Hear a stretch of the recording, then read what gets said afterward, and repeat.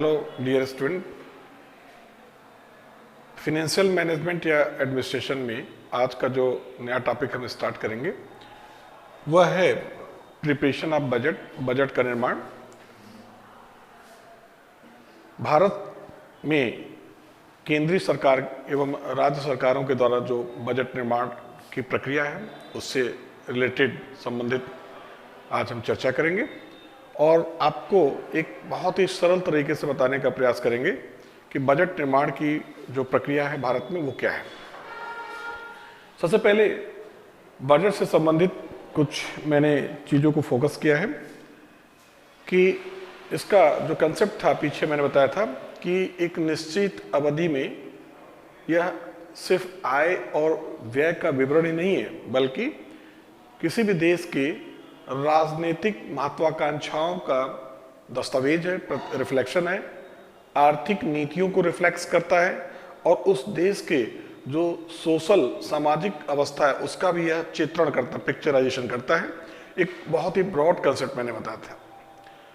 तो उस बजट का प्रिपरेशन कैसे होगा अगर हम देखें तो भारत में सर्वप्रथम 1860 में सर जेम्स विल्सन ने जो गवर्नर जनरल के कार्यकारिणी परिषद में वित्त सदस्य थे, फाइनेंस मेंबर थे, उन्होंने बजट पेश किया।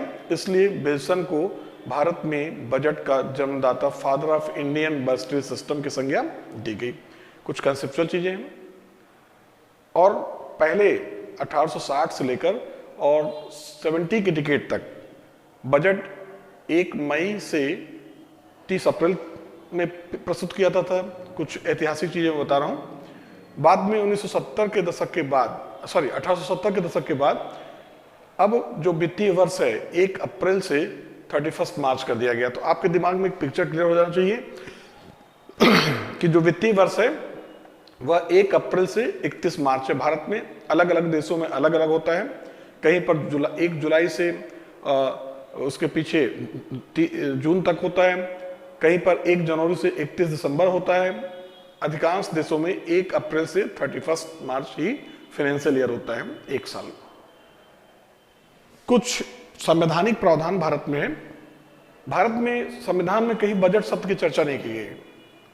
अनुच्छेद 112 से 117 तक बजट या अनुच्छेद 112 में लिखा हुआ वार्षिक वित्तीय विवरण, एनुअल फाइनेंशियल स्टेटमेंट, सीधा सीधा कहीं बजट शब्द नहीं लिखा हुआ है लेकिन वह बजट से रिलेटेड ही प्रोविजन है।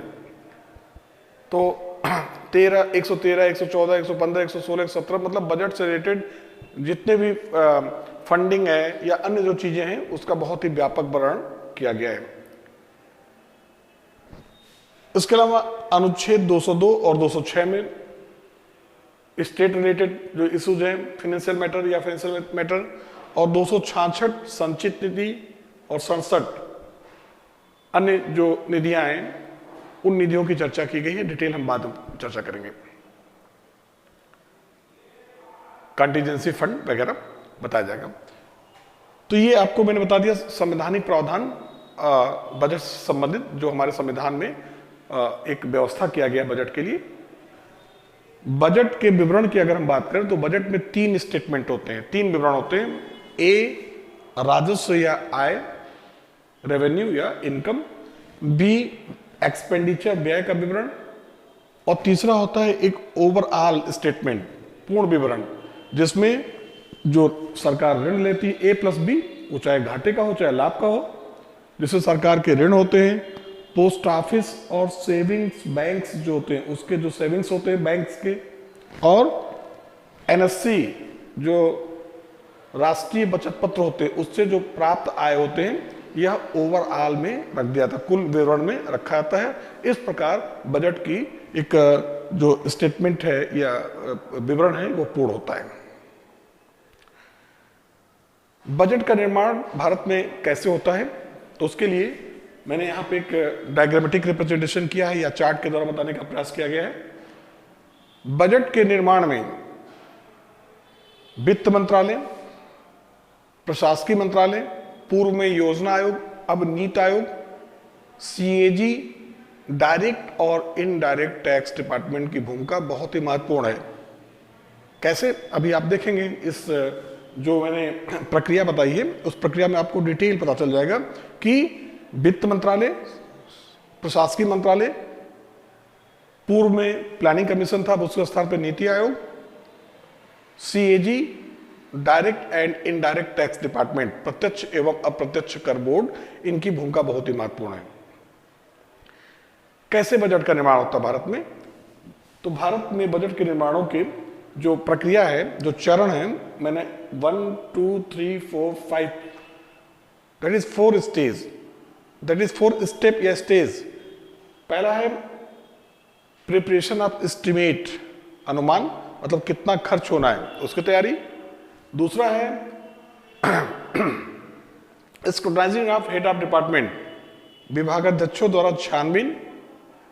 तीसरा है प्रूनिंग ऑफ फाइनेंस मिनिस्ट्री, वित्त मंत्रालय द्वारा काट छांट।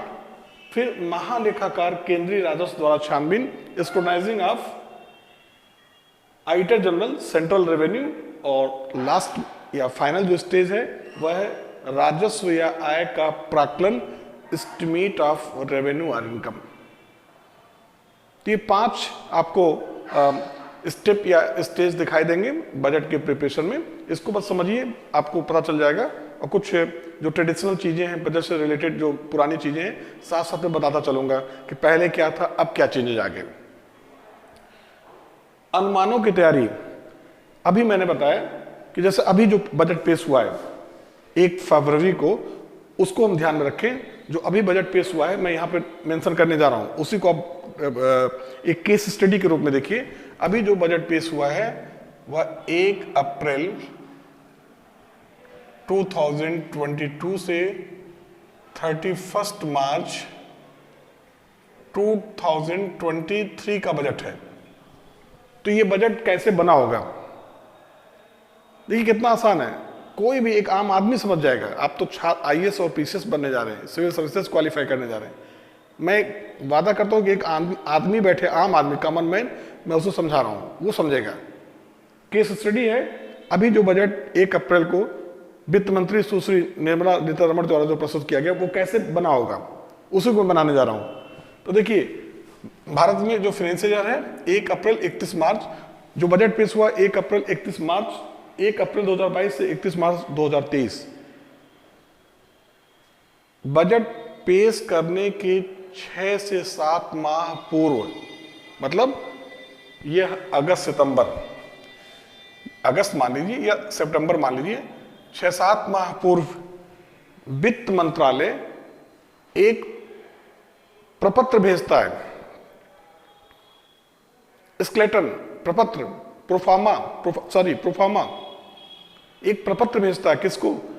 भारत सरकार के विभिन्न प्रशासकीय मंत्रालयों, राज्य सरकार के मंत्रालयों, जो यूनियन टेरिटरीज, वहाँ के जो मिनिस्ट्री, जो भी डिपार्टमेंट या मिनिस्ट्री होंगे, उनको एक प्रपत्र भेजा जाता है, ठीक है। और उस प्रपत्र में, मतलब अब समझ लीजिए कि सितंबर 2021 से ही प्रक्रिया शुरू हो गई होगी। अगस्त सितंबर 2021 से ही प्रोसेस शुरू स्टार्ट हो गया होगा। और उस प्रपत्र में अनुमान, जो प्रिपरेशन ऑफ एस्टिमेट होता है, उसका एक प्रोफार्मा होता है। उस प्रोफार्मा को वित्त मंत्रालय प्रशासकीय मंत्रालय के पास भेजता है। प्रशासकीय मंत्रालय उस प्रोफार्मा को विभागाध्यक्ष को देगा, हेड ऑफ डिपार्टमेंट, और हेड ऑफ डिपार्टमेंट जो खर्च करने वाले प्राधिकारी हैं उनको प्रपत्र सौंप देगा। एक्चुअली वो प्रपत्र होता क्या है? वो एक स्केलेटन होता है, ढांचा, जिसमें लिखा होता है पिछले वर्ष का यथार्थ अंक। अब ध्यान दीजिएगा, 2022 और 23 का बजट प्रस्तुत हुआ है, तो लास्ट ईयर क्या हो जाएगा? यहां पर पिछला वर्ष, लास्ट ईयर एक्चुअल फिगर, वह क्या हो जाएगा? 2021 2022, यहां पर लास्ट ईयर हो जाएगा। चालू वर्ष का स्वीकृत, लास्ट ईयर यहां हो जाएगा 2021-22। चालू वर्ष के स्वीकृत अनुमान, ये थोड़ा सा चेंज करिए, लास्ट ईयर यहां हो जाएगा, पिछला वर्ष यहां पे हो जाएगा 2020 जो बीत चुका है, और 2021। अब ध्यान दीजिएगा, मैंने शुरू में बताया था बजट 3 वर्षों का अनुमान होता है। चालू वर्ष क्या हो जाएगा, तो चल रहा है 2021-22, चालू वर्ष में कुछ संशोधन मिला जाता है 2021-22, और आगामी वर्ष का बजट अनुमान 2022 और 2023। ये आपका है पूरा। लिटिल बिट कंफ्यूजन हो गया था, कोई बात नहीं। ये अब इसको मैं समझाने का प्रयास करूंगा कि जो बजट अगस्त में 2021 में बनने के लिए, प्रिपरेशन के लिए लाया गया, वित्त मंत्रालय द्वारा प्रोफार्मा लाया गया, और वह प्रोफार्मा खर्च करने वाले प्राधिकारी के पास पहुंचा, और खर्च करने वाले प्राधिकारी ने उस प्रोफार्मा को फिलअप कैसे किया कि पिछले वर्ष 2020 और 21 में उस डिपार्टमेंट का एक्चुअल फिगर क्या था। यहां पे देखिए, actual figures of last years, मतलब 20 और 21 में उस डिपार्टमेंट ने कितना खर्च कर दिया है, चूंकि खर्च हो चुका है। देखिए कितना आसान है। और 2021 में बजट बन रहा है 2022-23 के लिए, तो 2021-22 का जो एक्चुअल जो सैंक्शन एस्टिमेट है, जो स्वीकृत अनुमान है, वह कितना है। चालू वर्ष मतलब जो चल रहा है, मतलब उस समय 2021-22 ही चल रहा था ना जब बजट बनना शुरू हुआ, तो चालू वर्ष का स्वीकृत अनुमान वो फिगर में आएगा। और अगर कोई धन कम हुआ, उसके लिए आपको बताया जाएगा कम्प्लीमेंट्री अनुपूरक अनुदान की व्यवस्था है, भारतीय संविधान के आर्टिकल 1156 में देखेंगे।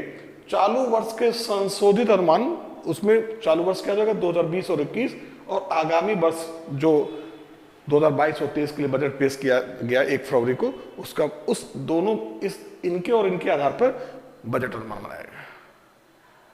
तो ऐसे होता है। यह पीके वाटल ने क्या कहा कि बहुत ही सरल गणितीय आंकड़े नहीं है, it is not very simple mathematical calculation या डाटा। यह जो बजट बनता है, खर्च करने वाला प्राधिकारी देखता है कि प्रशासन की नीतियां क्या है, अर्थव्यवस्था की स्थिति क्या है, देश में आर्थिक परिस्थितियां क्या हैं, ये सारी चीजों को ध्यान में देखते हुए वह इस जो स्केलेटन है, ढांचा है, उसको फिलअप करता है। और इसमें एक शब्द और, घटी बड़ी विस्तार, अगर कोई चेंजेस होना होगा तो वहां पे भाई, अब देखिए इस समय रूस और यूक्रेन युद्ध छुड़ा हुआ है। आप देखिए पेट्रोल का दाम, डीजल का दाम, गैस का दाम, चीनी, सब बढ़ेगा। मैं इस पर एक छोटा सा लेक्चर किसी दिन लूंगा, क्योंकि ये पूरे विश्व को प्रभावित कर रहा है और हम ग्लोबल इकोनॉमी में रह रहे हैं, वैश्विक अर्थव्यवस्था में रह रहे हैं। इस युद्ध का बहुत ही, जो हमने बजट दिया 2022-23 का, जो बहुत ही उत्साहजनक बजट था, उसके ऊपर बहुत ही एडवर्स इफेक्ट आएगा। ठीक है, तो पीके वाटल ने कहा कि कोई गणितीय आंकड़ा नहीं है कि आपने लास्ट ईयर दिखा दिया 80 लाख करोड़, फिर आपने दिखा दिया 100 लाख करोड़, फिर आपने मांग लिया 120 लाख। इसमें सब कुछ देखना पड़ता है कि उस डिपार्टमेंट की पॉलिसी क्या है, देश की इकोनॉमिक कंडीशन क्या है, अर्थव्यवस्था की स्थिति क्या है, ये सारी चीज को ध्यान में रखते हुए यह डाटा फिलअप किया जाता है। और फाइनली अब क्या होता है, एस्टिमेट जो प्रिपेयर किया जाता है, वह एस्टिमेट में मैंने आपको बताया था 2 भाग होते हैं। एक राजस्व राजस्व एवं अस्थायी प्रभार, रेवेन्यू एंड परमानेंट जो चार्जेस होते हैं, और दूसरा होता है व्यय प्रभार। ये राजस्व मतलब आय, और अस्थायी प्रभार जो लगाया जाता है जनता के ऊपर, और व्यय प्रभार में 2 एक्सपेंडिचर जो प्रभार है, उसमें 2 भागों में डिवाइड किया जाता है। एक ऐसे खर्च होते हैं जो क्या होते हैं, कमिटेड एक्सपेंडिचर, प्रतिबद्ध खर्च, जो बजट का लगभग 75% होता है, जिसमें आपका ऋण, ब्याज दर, खाद्य सुरक्षा सब्सिडी, वेतन सरकारी कर्मचारियों के, ये सारे वेलफेयर से रिलेटेड जो कल्याणकारी जो योजनाएं हैं, उसमें सरकार कोई चेंज नहीं कर सकती है। मनरेगा, राष्ट्रीय खाद्य सुरक्षा योजना, इसका बजट फिक्स होता है। और जो व्यय का 75% जो होता है, वह क्या होता है, कमिटेड एक्सपेंडिचर होता है, प्रतिबद्ध खर्च। और दूसरा 25% होता है जो नए खर्च होते हैं, और यही नए जो खर्च होते हैं, इसी खर्च पर वित्त मंत्रालय नियंत्रण स्थापित करता है। कैसे स्थापित करता है, आगे वित्त मंत्रालय में चर्चा करेंगे। तो ये पहला चरण हो गया। स्थानीय स्तर पर खर्च करने वाले अधिकारी इस प्रोफार्मा को भरकर कहां भेजेगा? विभागाध्यक्ष के पास, हेड ऑफ डिपार्टमेंट जो आईएएस होता है, प्रशासनिक सचिव। और विभागाध्यक्ष उन खर्चों को जो वित्तीय सलाहकार होते हैं उनके साथ उस विभाग की प्रशासनिक नीतियों के संदर्भ में छानबीन करता है। हेड ऑफ डिपार्टमेंट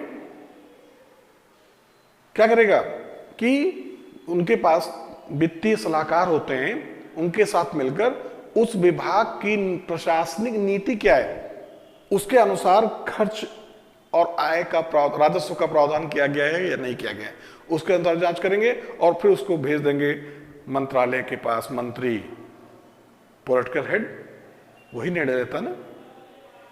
तो विभागाध्यक्ष और प्रशासकीय मंत्रालय, ध्यान रखिएगा, ये सिर्फ जो निर्णय लेते हैं वह प्रशासनिक नीतियों के संदर्भ में, बजट के संदर्भ में, वित्तीय जो मैटर होता है उस पर इनका कोई हस्तक्षेप नहीं होता है, उस पर सीधा हस्तक्षेप होता है वित्त मंत्रालय का। आगे बताएंगे।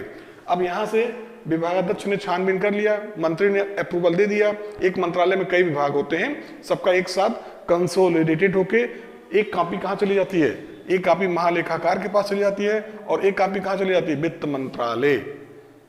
माली का कार्य करता, पूर्णिंग, काट छांट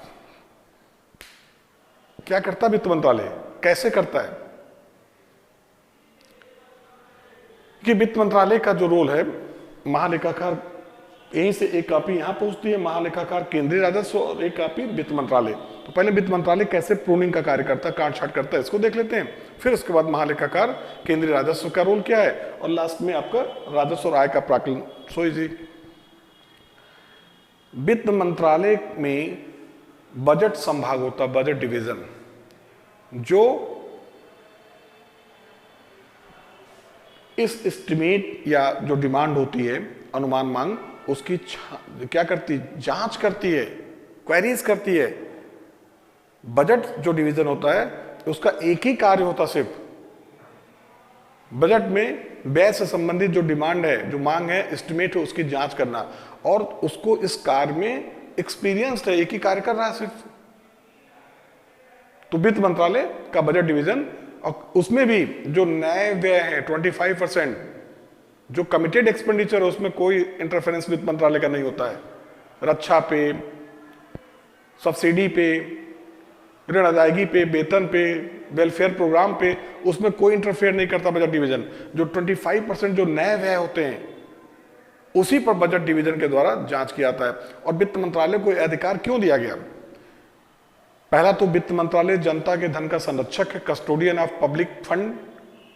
दूसरा, वह कोई धन नहीं खर्च करता, उसे धन की सभी प्रशासनिक मंत्रालयों की आवश्यकताओं के अनुसार धन की व्यवस्था करनी होती है। तो कैसे करेगा? जांच करेगा ना कि जो डिमांड किया जा रहा है वह डिमांड रेशनल, लॉजिकल या रेलिवेंट है या नहीं है, तार्किक है या नहीं, प्रासंगिक है या नहीं। इसलिए वित्त मंत्रालय को इतना अधिकार दिया गया है। और वित्त मंत्रालय के पास 1956 में व्यय वित्त समिति का स्थापना किया गया, जो पहले 2 करोड़ से 10 करोड़ तक के जो नए योजनाएं होती थी उसकी जांच करती थी। अब इसका अमाउंट बढ़ा दिया गया, अब यह 50 से 100 करोड़ तक के जो नए डिमांड होते हैं प्रशासकीय विभाग या मंत्रालय के, उनकी अप्रूवल कौन करता है? व्यय वित्त समिति, जिसमें व्यय सचिव जुड़े होते हैं, आईएएस होते हैं, एक्सपेंडिचर सेक्रेटरी। और पहले 10 करोड़ से अधिक की योजना, अब 100 करोड़ से अधिक, अब तो दाम लागत बढ़ गया ना। 1972 में लोक लागत board, public investment board, PIB का गठन किया गया था, जो पहले 10 करोड़ से ऊपर की जो खर्च की योजनाएं थी, प्रोजेक्ट होते थे, उनका अप्रूवल। अब 100 करोड़ से अधिक, अब यह 50 से 100 करोड़ हो गया। 210 करोड़ वाला 50 से 100 करोड़, और ये 100 करोड़ जो 10 करोड़ से ऊपर वाला था वो 100 करोड़ से ऊपर की योजनाओं का। और इसमें कौन नहीं होता है? नीति आयोग का जो सचिव होता है, प्रधानमंत्री कार्यालय का प्रधान सचिव, कैबिनेट सचिव, वित्त मंत्रालय का वित्त सचिव, इसके अलावा जितने अन्य जिन मंत्रालयों पे अप्रूवल लेना है, स्वीकृति खर्च पे, उनके सचिव इसमें सम्मिलित होते हैं, तब जाकर अप्रूवल प्राप्त होता है। वित्त मंत्रालय को इतना अधिकार क्यों दिया गया? ऐसा नहीं कि वित्त मंत्रालय प्रशासकीय मंत्रालयों को धन आवंटन करने में ऑटोक्रेसी या तानाशाही पूर्ण व्यवहार करता, मनमाना व्यवहार करता नहीं।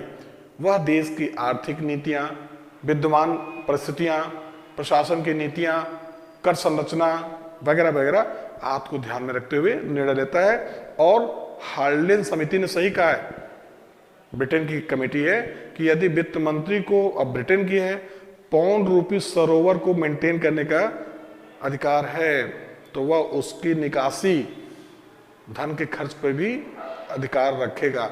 इसलिए वित्त मंत्रालय को इतना अधिकार प्रदान किया गया है। ठीक है, तो ये वित्त मंत्रालय क्या किया, अक्सर करता क्या, नए मंत्रालयों के डिमांड पे वित्त मंत्रालय कहता है, आप अचानक प्रश्न पूछता है, अचानक आपको धन की आवश्यकता क्यों हुई, क्यों महसूस हुई, इसके पहले आप कैसे कार्य चला रहे थे, अन्यत्र विभाग जो दूसरे विभाग हैं वो धन की व्यवस्था कैसे करेंगे, अगर आपको हम धन देंगे तो जो धन की कमी होगी उसकी व्यवस्था कैसे होगी, क्या वास्तव में विकास मूलक कार्य इसके लिए या धन विकास मूलक कार्यों के लिए आवश्यक है। मतलब ऐसे नहीं आप अपने फादर से पैसा मांगिए, जैसे आप तैयारी कर रहे हैं 20,000 रुपये महीना ले रहे हैं, तो 30,000 रुपये मांग लिया आपने, तो आपके जो फादर है वो वित्त मंत्रालय की तरफ तुरंत प्रश्न पूछेंगे कि अचानक धन की आवश्यकता क्यों पड़ गई, पिछले महीने तो आपने 20,000 लिया था, इस महीने 10,000 एक्स्ट्रा क्यों ले रहे हैं, क्या वास्तव में आपको आपके विकास के लिए आईएएस बनने के लिए धन आवश्यक है, मेरा दूसरा बेटा है उसको हम कहाँ से धन की कमी पूरा करेंगे, वो भी मेडिकल की तैयारी कर रहा है, नीट की। तो एक प्रकार से वित्त मंत्रालय गार्जियन है, कस्टोडियन है, संरक्षक है, तो वह प्रशासकीय मंत्रालयों से प्रश्न पूछता है। एक सैद्धांतिक क्या होता है, एक सैद्धांतिक नहीं कहेंगे, एक परंपरागत एक व्यवस्था है। और अब जाकर वित्त मंत्रालय प्रशासकीय मंत्रालय को थ्योरेटिकल अप्रूवल, सैद्धांतिक स्वीकृति प्रदान करता है, क्योंकि वास्तविक स्वीकृति कौन देगा, संसद। Article 265, no taxation without representation, आगे चर्चा करेंगे जब संसद का पारित होना, सॉरी बजट का संसद में पारित होना बताएंगे। अब देखिए ये कापी यहां से महालेखाकार के पास आ गया। महालेखाकार का केवल यही कार्य है देखना कि जो राजस्व संबंधित मांगे हैं वह पूर्व में स्वीकृत है या नहीं, अप्रूव है या नहीं, बस यही देखता है। अगर कोई संशोधन प्रस्ताव पेश करता है तो उस पर वित्त मंत्रालय के साथ बैठकर एक सॉल्यूशन निकाला है। अब सबसे जो महत्वपूर्ण चरण है राजस्व या आय का प्राक्कलन। यहां आपने खर्च कैसे कैसे होगा आपने बता दिया, तो खर्च की कमी कैसे पूरा करेगा वित्त मंत्रालय, सरकार, तो वहां पर अब आय की व्यवस्था की जाती है। नए कर लगाना, कर के दरों में परिवर्तन, कर के दरों को घटाना बढ़ाना, ये सारी चीजें जीएसटी बोलते हैं इसको, वित्त मंत्रालय में जो डायरेक्ट और इनडायरेक्ट टैक्स डिपार्टमेंट हैं इनकी सहायता से किया जाता है। और बजट का निर्माण पूरा होता है, हलवा सेरेमनी होती है। एक सप्ताह के पहले वित्त मंत्रालय के सारे अधिकारी और इवन वित्त मंत्री भी अपने घर नहीं जाते, परिवार से मिल नहीं पाते हैं, वित्त मंत्रालय में ही लॉक रहते हैं। अब इस साल कोरोना के कारण हलवा सेरेमनी नहीं हुआ, मिठाई वगैरह बांटा गया। हलवा सेरेमनी मतलब अब बजट कंप्लीट हो गया, उसे पैक करके रखा था, अब तो ऑनलाइन भी शुरू हो गया है। तो बजट के निर्माण का कार्य इस प्रकार पूर्ण होता है। दो चीजें मैं बताना चाहूँगा कि 2001 से के पहले भारत में बजट शाम को 5 बजे प्रस्तुत होता था, ब्रिटिश सुविधा के लिए वो परंपरा चली आई थी। पहली बार श्री यशवंत सिन्हा ने 2001 में सुबह 11 बजे से बजट प्रस्तुत करना शुरू किया। और दूसरी चीज 2017 से वित्तीय वर्ष बजट जो फरवरी के अंतिम सप्ताह में पेश होता था, अब वो फरवरी के प्रथम सप्ताह में पेश हो रहा है। हलवा सेरेमनी से भी आप परिचित हो गए होंगे।